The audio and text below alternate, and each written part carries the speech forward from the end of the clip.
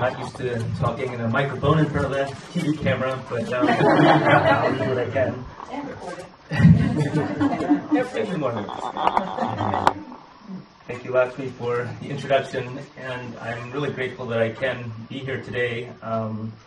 There's always a lot of work to do on the farm. I have good helpers back home who are holding down the fort and feeding the cows and milking them while I'm gone. But I really do feel very connected to this community and have never had a chance to come here and visit yet. So this is really a wonderful chance. When I was driving down, I felt, first of all, a lot of gratitude for John, who does the transport of the milk back and forth.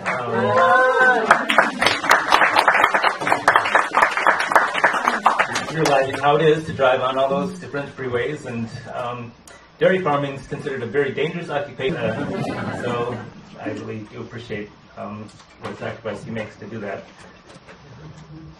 We're actually on the periphery. You were saying you feel like you're on the periphery of our dairy farm, but it's actually the other way around, probably. You all live in this place that's denoted on the globe and all the maps as a big star with a circle around it. Washington, D.C. And to be able to produce milk and eggs there, sometimes cheese, that can come to this place that's starred in such a special way for people who really have the possibility of radiating a positive influence into the world from a place where we all know there's a lot of power that radiates from this location on the earth. I think it's a very important thing that we have that connection to you. And I just want to spend the time that I have here with you sharing what our farm is like. Perhaps it can be a bit in the form of a story. This feels like a storyteller's chair, not a lecture place, and that's great. And the story will be kind of in three parts. One will be just giving a little context for our farm and what it looks like. A number of you have been there before and really blessed our place by camping on the land for a number of weeks at a time. And if anybody would, like to come up and visit or camp there, you'd be very welcome to do so too. But I know some of you probably have never been there before, and so I feel like I should spend some time just describing the farm and who we are there. And then the second part will be going into biodynamics as a particular aspect of the farming that we do, which is perhaps not entirely familiar to people. Certainly when I go to organic conferences, people are usually aware of biodynamics, but haven't really had a chance to experience biodynamics in operation because there are very few biodynamic farms in this country, whereas in some places like Germany, it's much better known. And then the third part would be to really talk about milk as a substance, as a product, as a food for people, and how that might be connected to your work for peace and for bringing a positive radiation out of this very special place of Washington, D.C.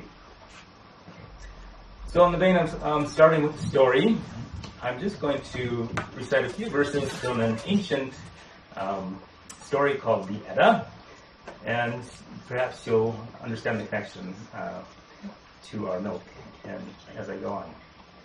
So, it begins with the creation of the world, as most old stories do, and there's a character who takes part in this creation called Ymir.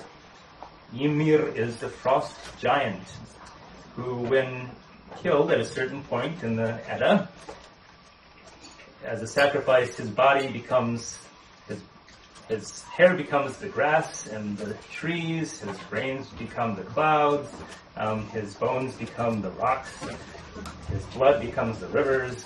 So this is sort of this great being that then comes alive as our Earth Mother. And it begins like this.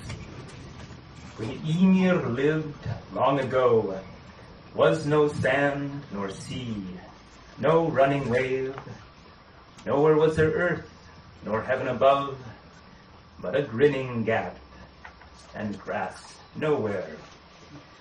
Sons of earth then built up the land, molded mightily Middle Earth.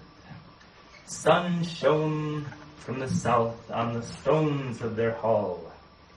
From the ground there sprouted green leeks. Just going to go that far in the story. It's a story that was chanted in a very special rhythmical way, back and forth between two storytellers, and the story itself, you would say all day, because it actually was a story that went on for 3 or 4 days. With very occasional breaks, and it's still going on, exactly.